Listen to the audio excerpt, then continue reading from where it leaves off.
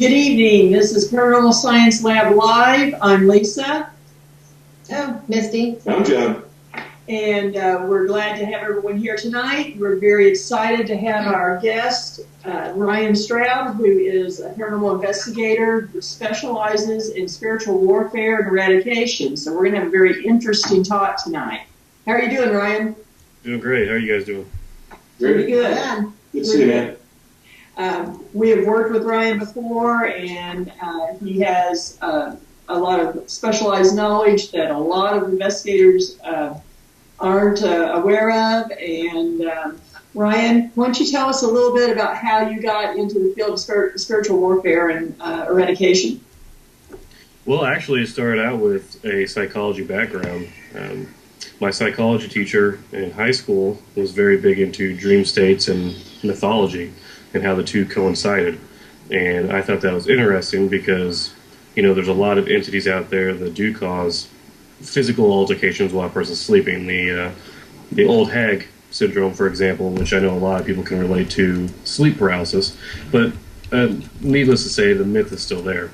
So based on talking to him and learning about different religions and different cultural aspects of things, and just wanting to basically help people. I mean, it kind of just stemmed from there.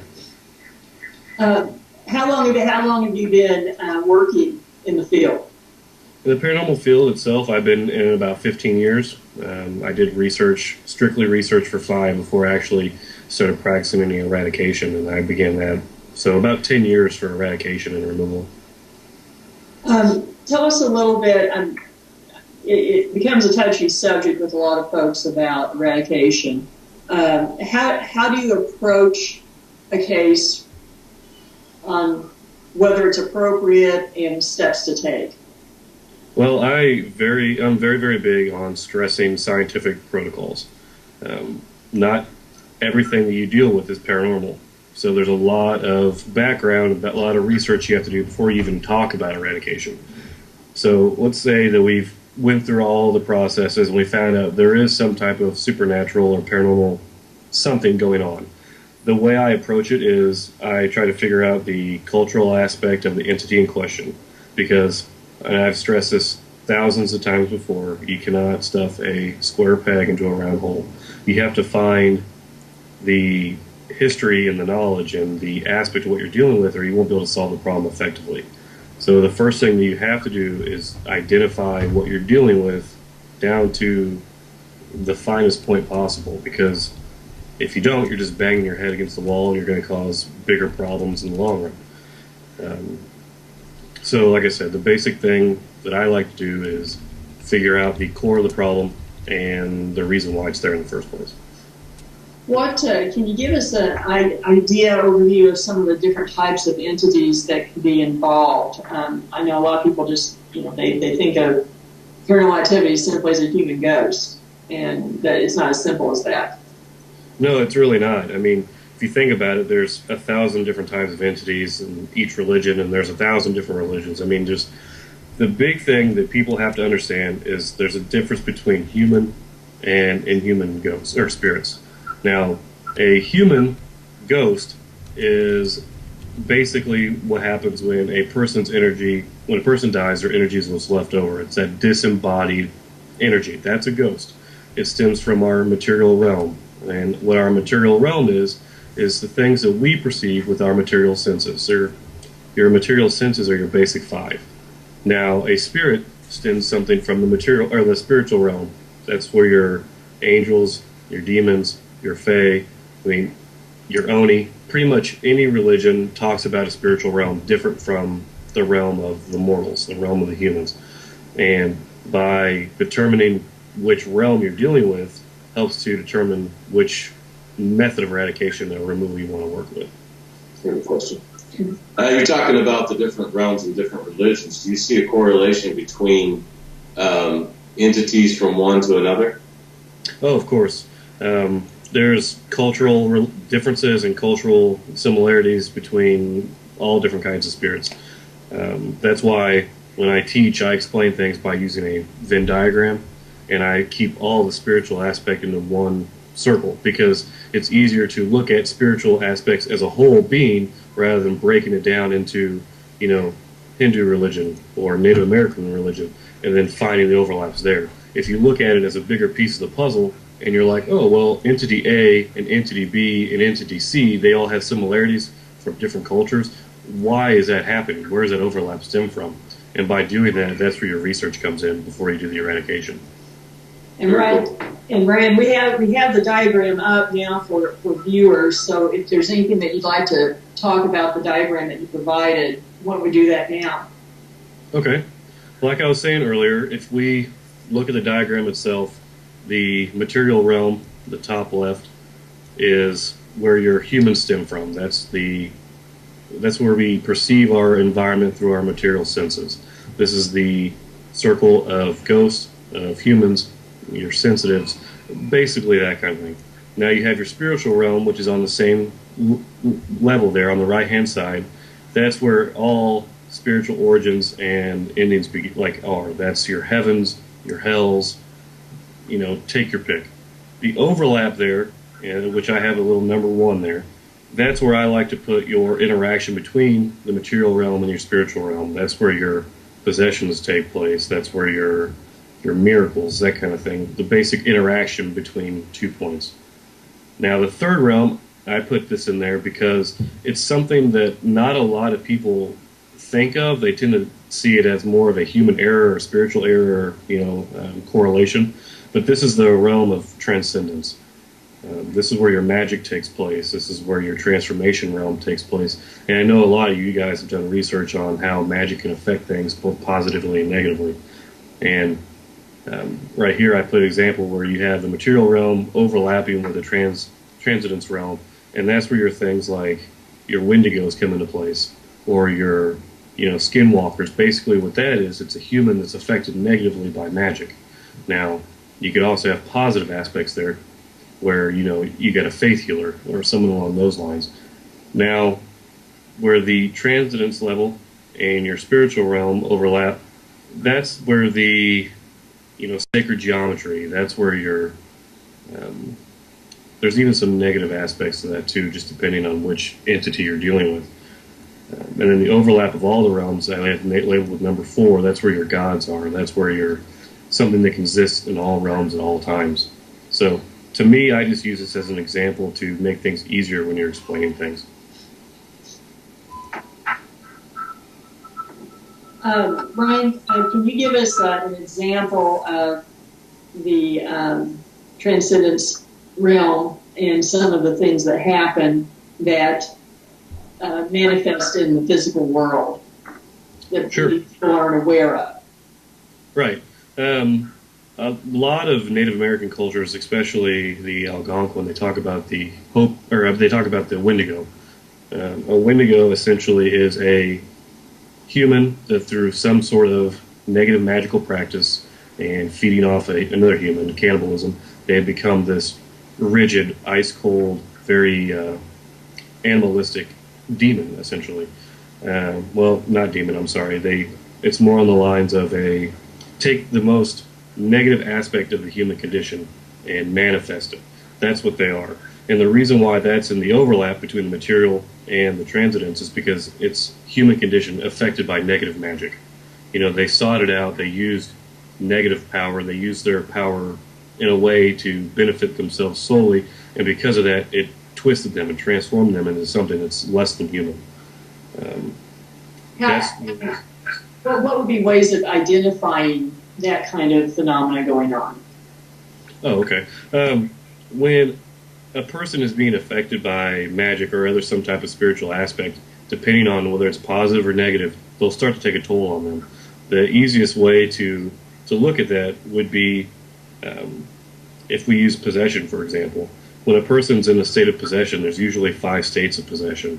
And as they progress later on into those states, they start to look more sick or decayed, or, they start to behave in ways that are different from their baseline behaviors. It depends on the things that you want to look for, depends on what they're dealing with in a cultural aspect. Does that make sense? Yes. Okay. In fact, you just talked about the states of possession. Mm-hmm. Can you talk about that a little bit? what those things are, and if you're whether it's an investigator or just an average person, how you would start identifying that as something going on. Sure.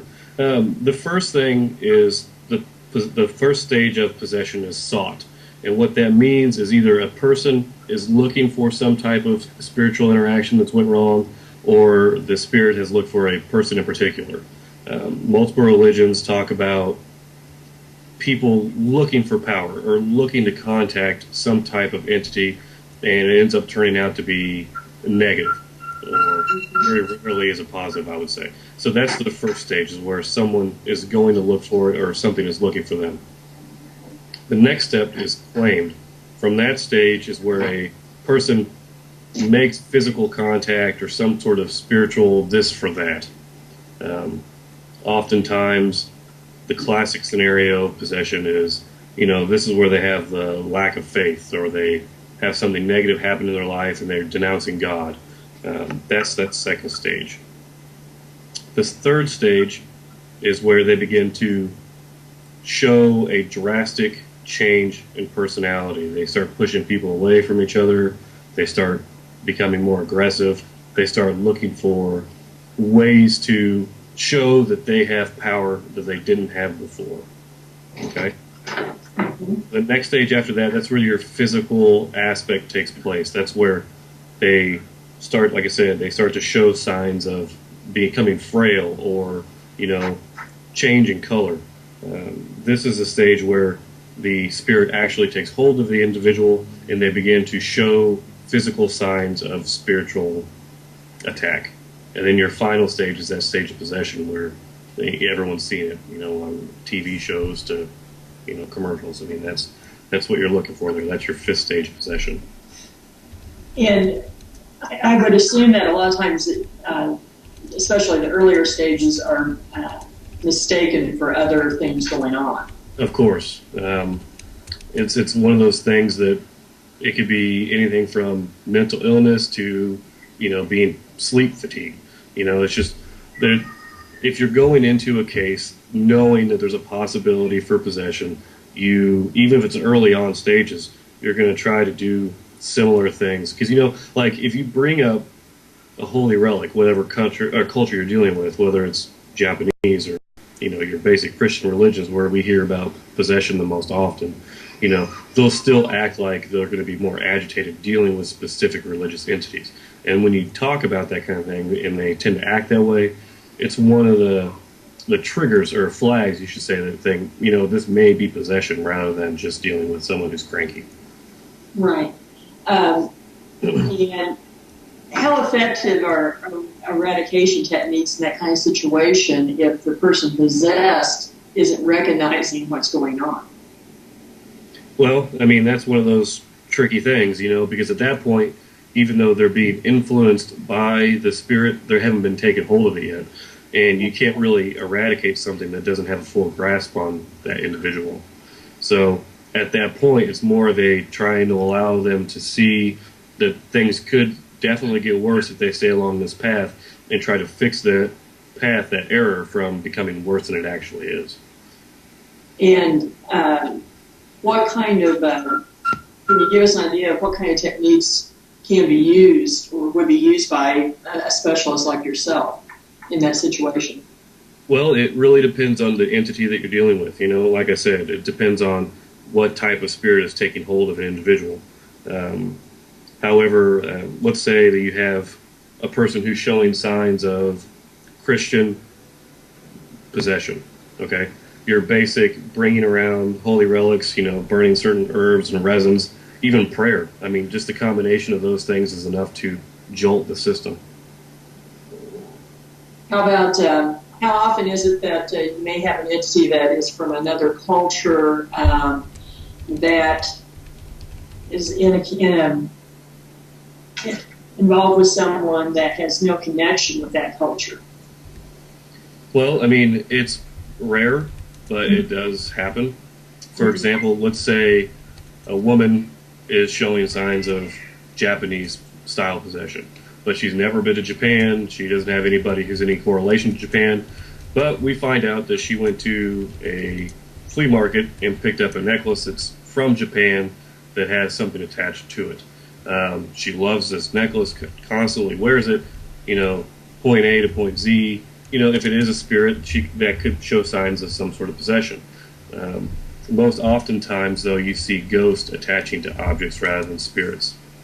Spirits are more tentatively forced to be attached, or like a fetish, for example, of the voodoo religion.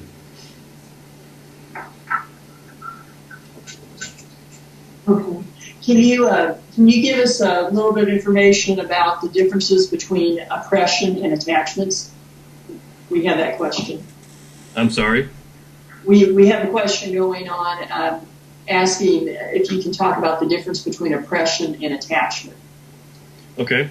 To me, an attachment is a ghost, okay? Because ghosts tend to attach to living people or living energies.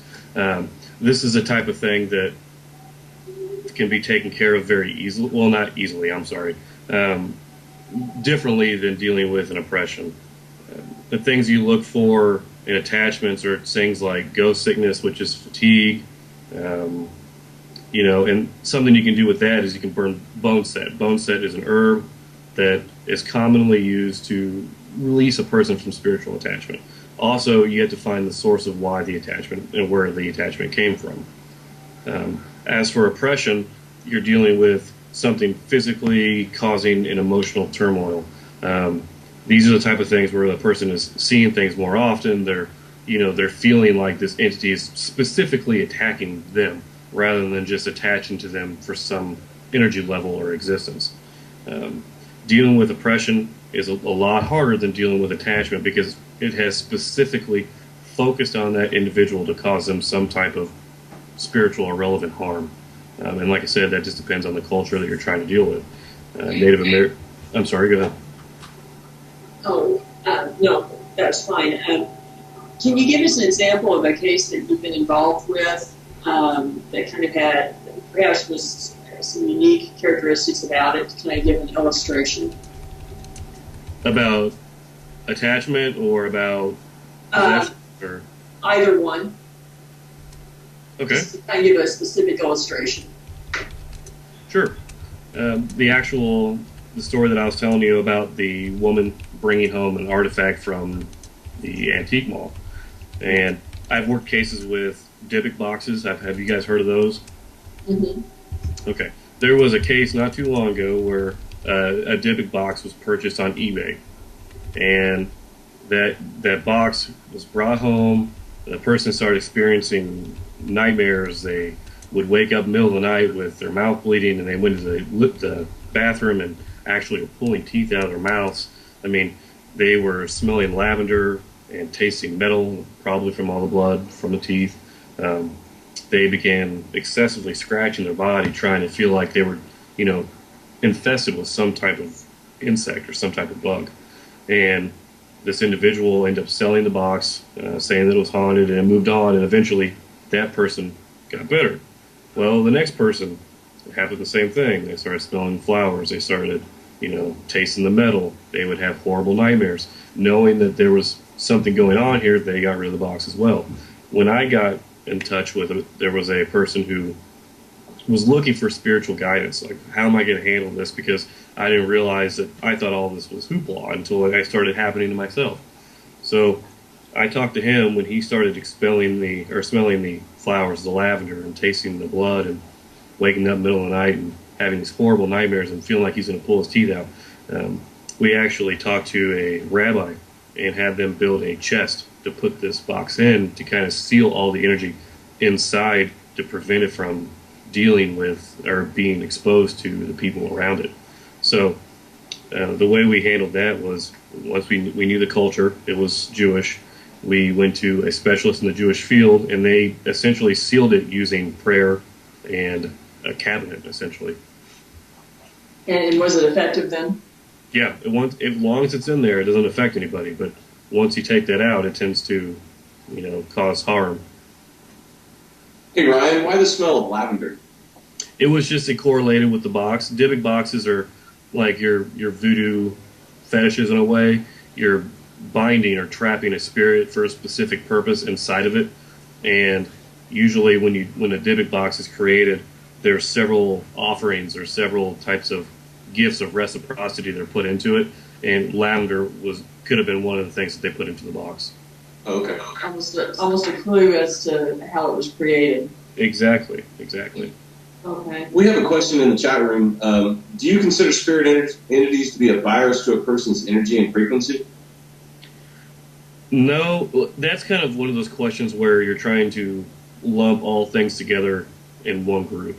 There are certain entities that are known to do that, but not all entities do that themselves. So. And how do you think that in part that is a subjective thing from the person being affected? I would say more or less it's the entity itself. Like I've already mentioned old hag syndrome once, but I mean that comes from a specific entity crawling up on a person's chest while they're sleeping to take that vital energy. While there are lots of entities that deal specifically with stealing vital energy, like your incubus and your succubus, not all entities will do that. Most of them affect the body or affect people different ways. Okay. What have you found? What kind of entity is the hardest to contain? The entity that's hardest to contain or get rid of is the one that the person doesn't want to let go of.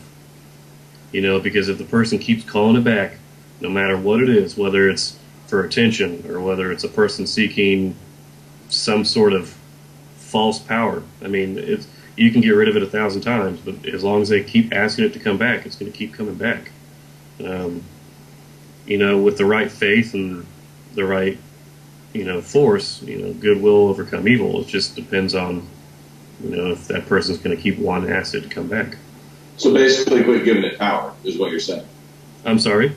So you're basically saying just quit giving it power. Oh, of course, yeah. I mean, think of it like this. You've got a stray dog that keeps coming to your house. You keep feeding it food, it's going to stick around.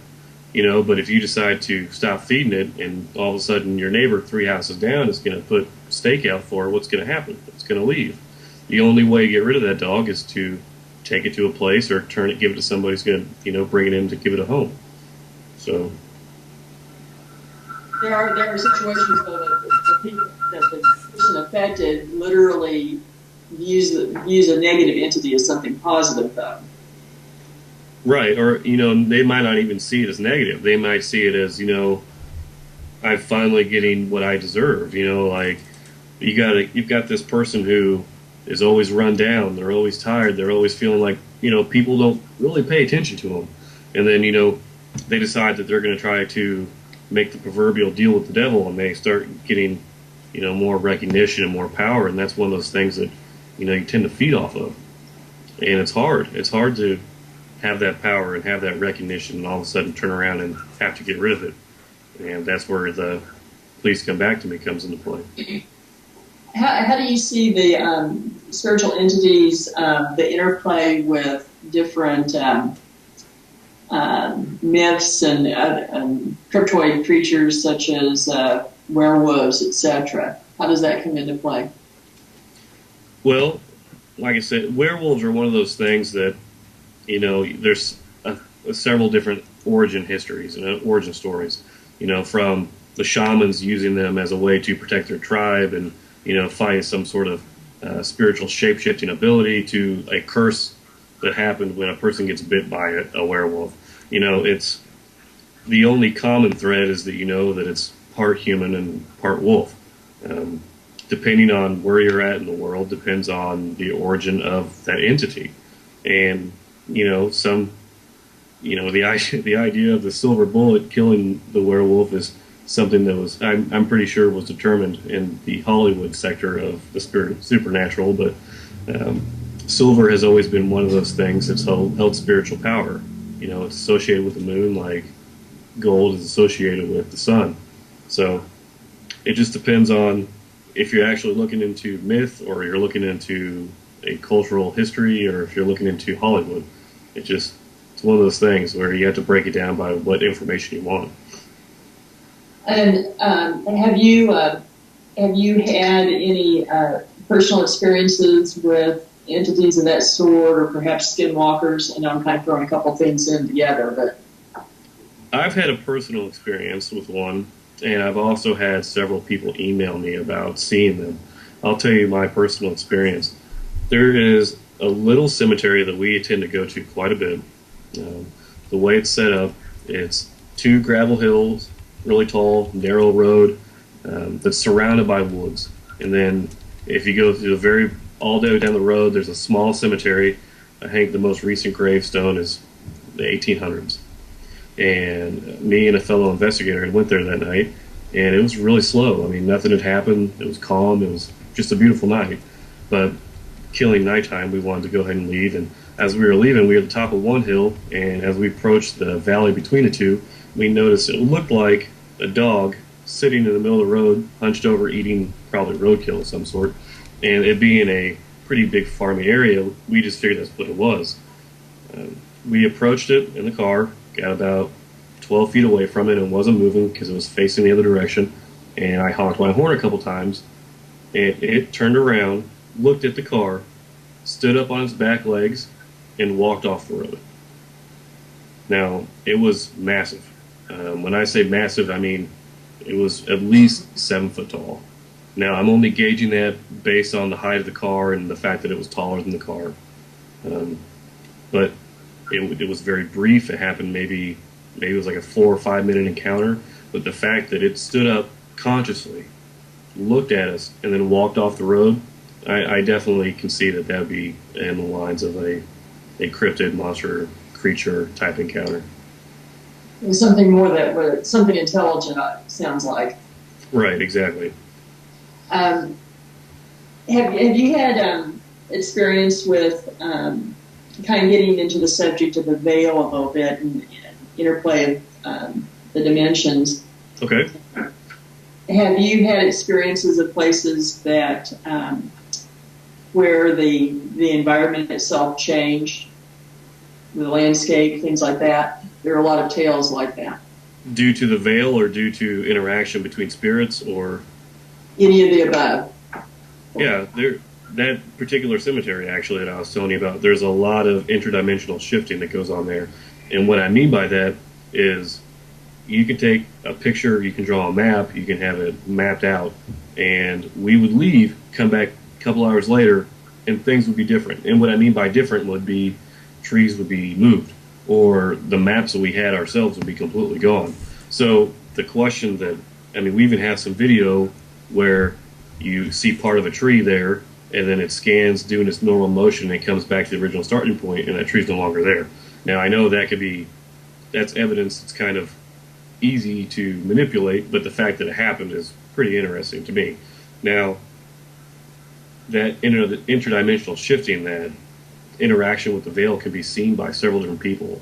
In fact, we were talking about this not too long ago, where a lot of the ley lines are magnetic lines of the earth that, are all over the earth, that basically what's interesting about them is if you look at a lot of the holy structures that are across the world, whether it's Stonehenge or the Vatican or, anything along those lines, they're on a cluster of those ley lines. And what's interesting is there was a theory out there that these clusters of ley lines, the reason why they were on holy ground, the reason why they affected people so easily, is because that cluster of ley lines affected the veil. It made things more spiritual, makes a person feel like they were more in a sacred space. So I thought that was an interesting. The idea if that cemetery is on a ley line? We did have a lot of electromagnetic reading there, but I don't know the exact type of equipment that you would need in order to specifically pinpoint a ley line. I'm sure that if we could find that out, since technology is not really my strong suit, it would be an interesting experiment to try, definitely. Are there other phenomena that are going on that would kind of indicate a interaction between the dimensions? Well, I mean, I'm sure there is. I mean, all over the world, people will explain, or they talk about how they see an image of a person, or they see, even shadow people, for example. That's one idea, is that these are interdimensional beings or these images of spirits that are stuck in the veil. And people have been seeing a lot more of them recently. Something that I've came across fairly recently, I know it's been going on for years, is the strange noises that are being heard all over the world, almost like a howling or some type of. A lot of people are calling that the trumpets, that people experience at the end of days. But as a few people that I've talked to quite frequently, John and Lisa, they've mentioned that it's probably this overlapping of the veil that's maybe weakening, that's causing some sort of noise that's being projected. And it may be, and there's also theories that perhaps some of the things that man is doing is creating that overlap too. Right. You want to go into that a little bit? Sure. I mean, I really don't want to mention any names or, specific places in Alaska, but, there's, but there's some theories that, these people who are dealing with all the high frequency vibration and, radiation and molecular everything, science is amazing, that it could cause this overlap. My big thing is science and religion and spirituality. They're not different trees. They're the different branches of the same tree. And of course, I believe that one's going to affect the other and vice versa. I mean, that's how we got modern science is, people thought illness was caused by spirits, and they realized that, hey, I can cure this illness with this plant, so this plant must repel demons. And it turned into modern pharmacology because they realized that, this headache wasn't caused by a demon, it was caused by a deficiency of some sort. So by using these herbs, I can fix it. To me, those things go hand in hand. So yeah, without a doubt, I believe that there's some sort of interaction of the veil going on. It's becoming more common, isn't it? It seems that this phenomenon. Well, of course. If you think about it, not even 500 years ago, the supernatural was a way of life. And, over time, when science, came forth and more logical explanations came about, it kind of fell against the wayside. But it made a strong comeback recently, and, people are experiencing more types of phenomenon, and, they're talking about things, or they're experiencing things, and they're living things that science just can't explain. So yeah, I definitely believe that there's been a growth in the spiritual and a growth in the supernatural, and I believe that we're going to see a lot more of it. I agree with you 100%. Of course, we had this conversation earlier, but I agree that there's a change, and there's a massive change coming, and we've seen it over the last few years really start to grow as far as spirituality is concerned. So, right. Another quick question: are there demon names that are not to be mentioned out loud, or is that just a TV thing? To me, I believe that's a TV thing. The name holds a lot of power, but if you say it once, it doesn't mean that it's going to come to you. If it was that easy, we'd all be millionaires and have lots of money because we all be making deals. So, like I said, the name holds power, but it just mentioning it a few times is not gonna affect anything. For example, I can say my wife's name several times and she won't even come out of the kitchen. So it's There you go. I won't tell her you said that. Or implying that you're comparing her to a demon. So. I wasn't even going to say that. That was a subtle hint. You didn't have to bring that out. I've seen here recently there's been a large increase in the number of people claiming demon possession. Do you think that has anything to do with the movies that are coming out, the paranormal shows on TV and such? Yeah, I think that's part of it. When The Exorcist came out, it was considered so scary that people who watch it became possessed. It's just one of those things. Everyone wants their time in the limelight. I've got an email account that I specifically use for people to contact me through paranormal means, and I bet I get 500 emails every few months about demon possession and how they know someone who's possessed, or they think they're possessed, or and out of those 500, you might have 10 that are legitimate. It just depends. I really do believe that some people, they see demons everywhere, and that's a sad thing. To me, you think I'm it's being glamorized? You think it's being glamorized in the media? I do. I mean, unfortunately, there are real possession is a very dangerous thing. It's a very sad thing. It's one of those things that if you've ever dealt with possession or, have cared about someone who's truly possessed, they wouldn't go around making these claims because it's horrendous. It's one of those things that will change you forever. And for these people to, joke about it and, say, I was possessed. I didn't mean to kill my kids, or I didn't mean to, do horrible things to my wife and my friends. I mean, it's just, I think nowadays it's becoming more mainstream Hollywood, and the real truth behind possession and spiritual interaction has kind of been clouded a little bit. And do you think that these sensational stories where these do-it-yourself exorcisms gone wrong lately, things like that, are going to make it harder to deal with real possession cases? I really do. And, for example, the whole do-it-yourself exorcism or do-it-yourself eradication, the big problem they have is they try to incorporate a personal faith onto this entity who may not even care. Like, for example, let's say that one of the best quotes I've ever heard in a movie was in Blade, when they had captured Blade and they were talking about how a crucifix wouldn't bother a Jewish vampire. Well, of course, it doesn't care. So, I mean, it's one of those things where John's laughing, that's funny. Sorry. I mean, but that's a very good point. You can't expect to force your religion on an entity that you're trying to eradicate, because if it's not the same religion, it's not going to have the same effect. And what's going to happen? It's going to retaliate. It's going to get defensive like any other person would, and it's just going to cause more problems. Agreed.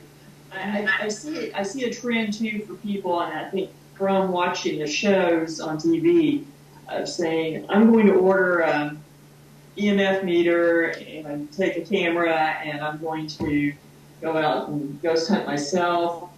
And they tend to do a lot of provoking, and then they end up calling someone like you or us, dealing with it.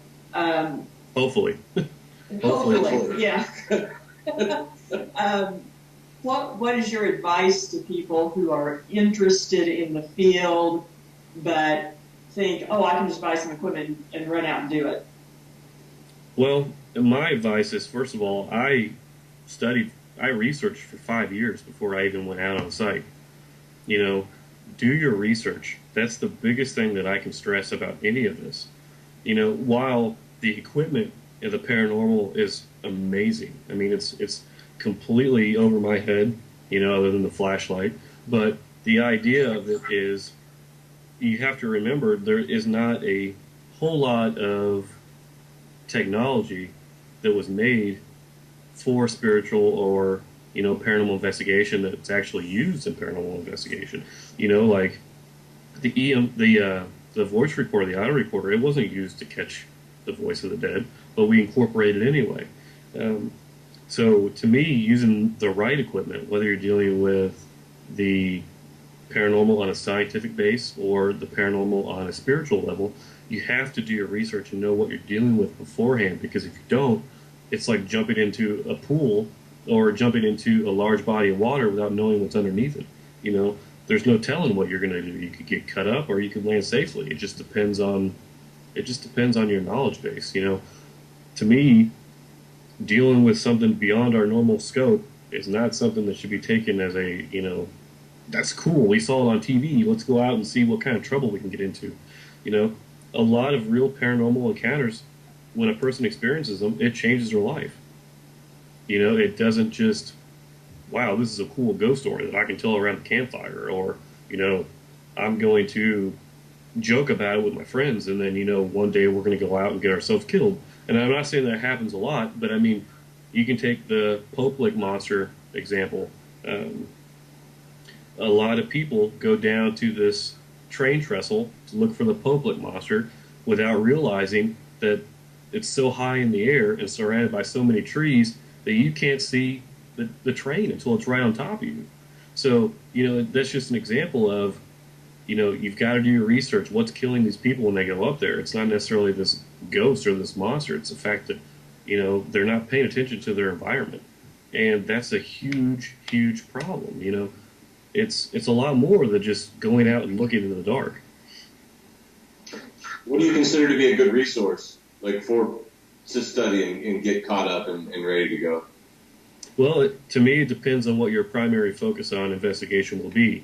If you're going to go into the spiritual aspect, I definitely recommend looking into religion, looking into myth, looking into basic human psychology, because, a lot of times a person's perception could just be off. Is it something that's xenonormal, which is something that's natural but appears paranormal, like swamp gas, for example? Or is it a mental illness, or is it just people seeking attention? If you're going in for the scientific aspect, research, have good research skills in general, like understand, physics and understand how weather can affect a house, like let's say that door behind you opens. Is it because of the temperature in the house, or is it because of draft? That's all things that you have to understand. If you're going into this field to be a specialist, you have to have specialized knowledge, I agree. I agree. And can't argue with that at all. At this point, kind of we're at that juncture that I think, why don't you tell people how they could get a hold of you and how you work with others? Sure. You can contact me via email, and I can give you my email if you'd like. Sure. It is STRAUB period RYAN period T@gmail.com, or you can contact me through the HPRO website or through Lisa, or John, any of those guys. And the other question was what? I'm sorry. I think I forgot myself. I'm sorry. Do you have any specific books that you like for people to read to get the knowledge to be an investigator?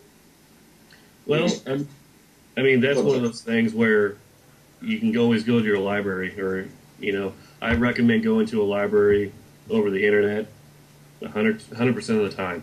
Even though the internet has that information that's readily available, you also don't know necessarily who's writing it. You can't go to a library and pick up a book and get the smell of the pages. And, my personal advice on that is pick up as many as possible. Okay? Read as much as you can. Experience as much as you can. Make your own toolbox. Realize that, I went out to this site and I applied these methods and they didn't really work so well, but these methods did. Refine, become your own person, but make sure that research you have is legitimate. When I did my research for 5 years, I studied everything I could. If it so much had a picture of a ghost on the cover, I grabbed it. And I covered everything. I covered Grimm's fairy tales, for example. That's just an interesting concept of how people interact and deal with mythology. So as for a certain book in general, I wouldn't say this one is the best. This is the one that you're going to be doing. There's a lot of really great authors out there. Jason Offutt, he's got a ton of books. Lisa's got a ton of books.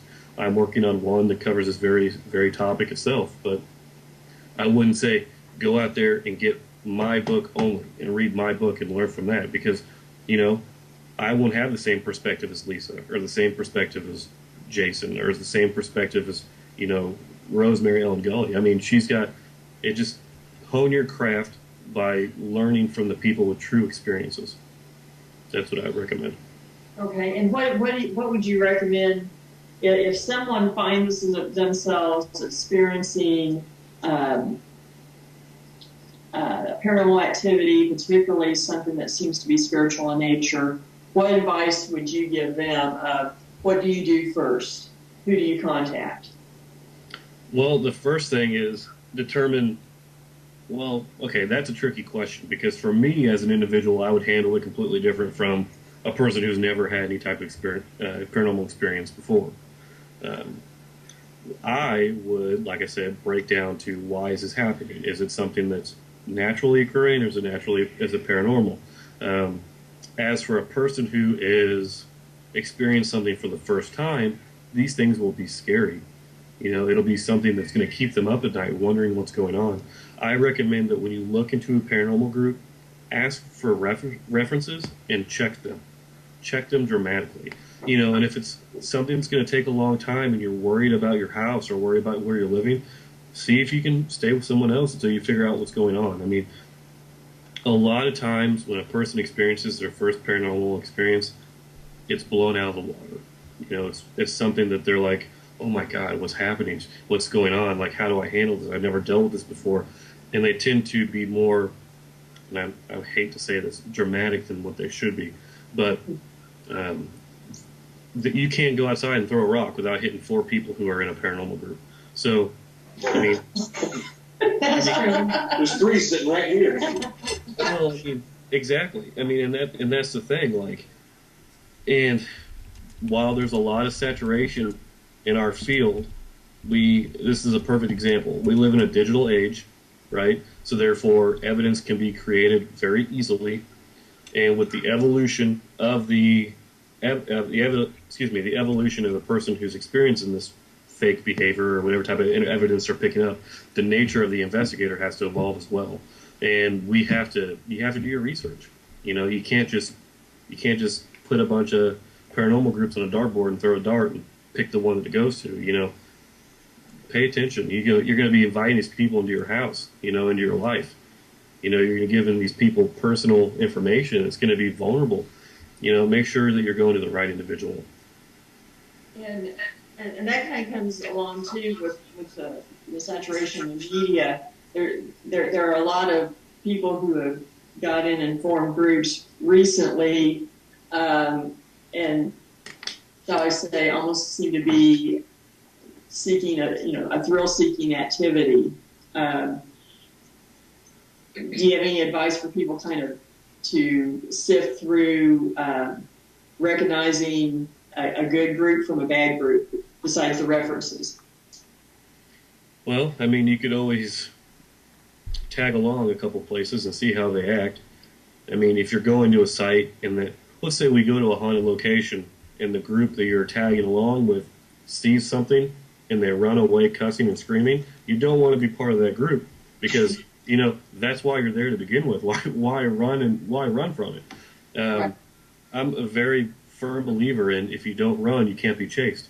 So, I mean, it's one of those things where it's a lot of trial and error. If you have a select group of people who are level-minded, open, are not 100% willing to jump towards every sound or, every scratching noise as paranormal. I mean, you can, as a young group, you can learn by doing your research and getting out there and experiencing it from other well-known groups who actually have their heads on straight. A lot of the groups that I deal with, they're a huge variety of people and personalities and perspectives and jobs from their normal lives. It's not necessarily all ghost hunting or all cryptid hunting or all spiritual aspect all the time. I mean, when you're a paranormal investigator, you're a researcher, you're an investigator, you're a counselor, you're a friend. You're so many different things piled into one aspect that not a lot of people understand, that it's not all about going out there and trying to take pictures of the boogeyman. You have to be well-rounded. I think that's very good advice in telling people that, those are things that they need to think about. Can you tell us a little bit about the book that you're writing? What people could expect? Sure.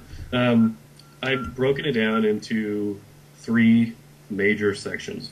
The first section is about proper identification.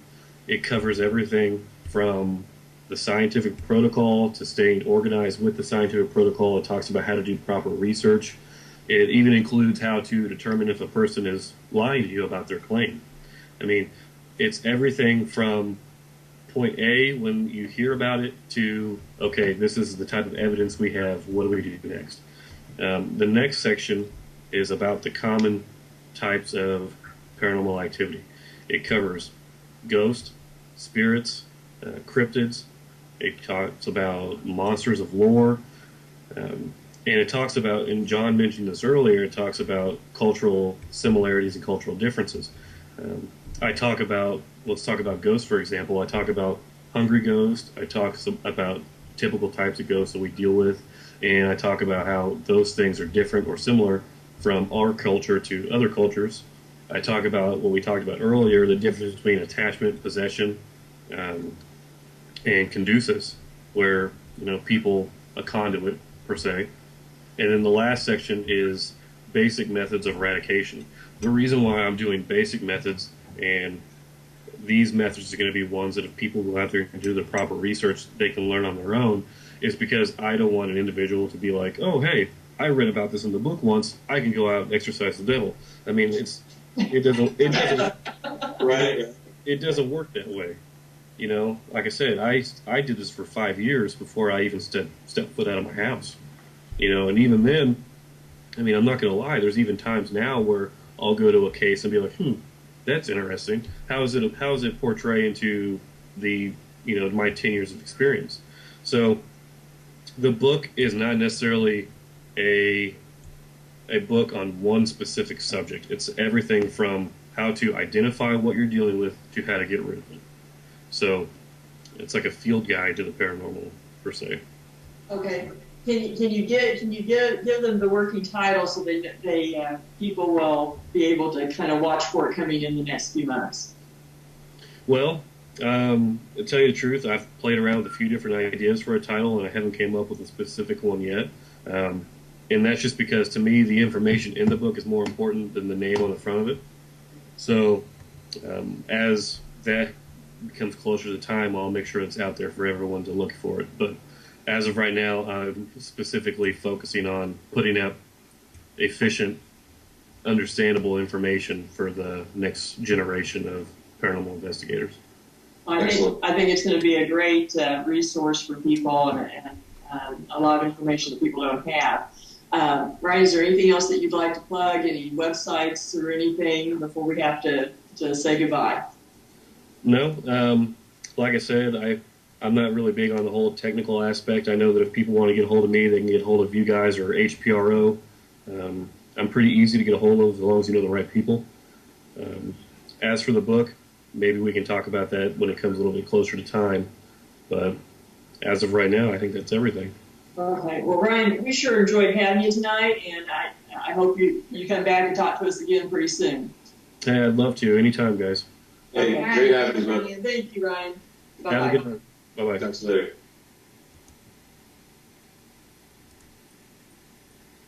Are you going to see this? No. Oh, I thought I was tonight. I was going to, but she tested earlier, and she is Not feeling well? sick. Oh, Mm-hmm. pregnant? Yes. She's already been there, done that. Yeah, actually she has. I saw pictures. I can watch Facebook. And You're still live. Oh, no. Yeah, you are.